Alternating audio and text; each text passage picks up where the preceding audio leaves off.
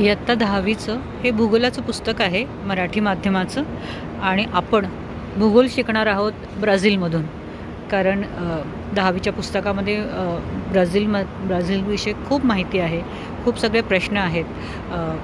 तर खूप इंटरेस्टिंग पद्धतीने आपल्याला हे शिकायचं आहे.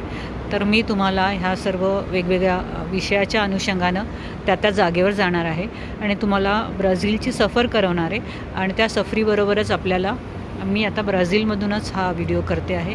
मी ब्राझीलच्या एका शहरामध्ये राहते, रिओ द जानेरो नाव आहे त्या शहराचं. आणि हे समोर डोंगर दिसतो आहे का तिकडे, त्या डोंगराच्या इथे खूप मोठं मानवनिर्मित जंगल आहे.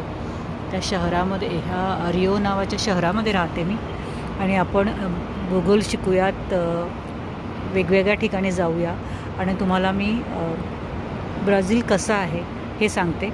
भूगोलात नापास व्हायचं काही कारणच नाही.